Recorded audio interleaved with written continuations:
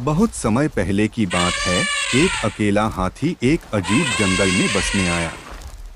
यह जंगल उसके लिए नया था और वह दोस्त बनाने के लिए देख रहा था। वो सबसे पहले एक बंदर से संपर्क किया और कहा, नमस्ते बंदर भैया, क्या आप मेरे दोस्त बनना चाहेंगे? बंदर ने कहा, तुम मेरी तरह झूल नहीं सकते क्योंकि तुम बहुत बड़े हो, इसलिए मैं तुम्हारा दोस्त नहीं बन सकता। इसके बाद हाथी एक खरगोश के पास गया और वही सवाल पूछा। खरगोश ने कहा, तुम मेरे बिल में फिट होने के लिए बहुत बड़े हो, इसलिए मैं तुम्हारा दोस्त नहीं बन सकता। फिर हाथी तालाब में रहने वाले मेंढक के पास गया और वही सवाल पूछा। मेंढक ने उसे जवाब दिया, तुम मेरे जितना ऊंची कूदने के लिए बहुत भारी हो, इसलिए मैं तुम्हारा दोस्त नहीं बन सकता। अब हाथी वास्तव में उदास था क्योंकि वह बहुत कोशिशों के बावजूद दोस्त नहीं बना सका।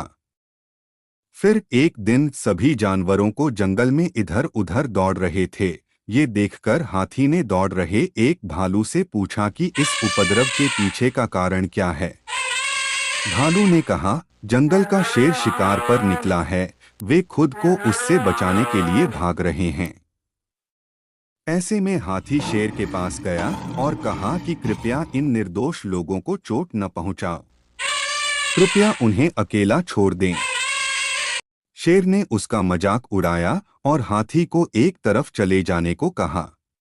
तभी हाथी को गुस्सा आ गया और उसने शेर को उसकी सारी ताकत लगाकर धक्का दे दिया, जिससे वह घायल हो गया और वहां से भाग खड़ा हुआ। अब बाकी सभी जानवर धीरे धीरे बाहर आ गए और शेर की हार को लेकर आनंदित होने लगे। वे हाथी के पास गए और उससे कहा, तुम्हारा आकार एकदम सही है हमारा दोस्त बनने के लिए। इस कहानी से हमें ये सीख मिलती है कि एक व्यक्ति का आकार उनके मूल्य का निर्धारण नहीं करता है। आप मेरा चैनल सब्सक्राइब कीजिए जल्दी से।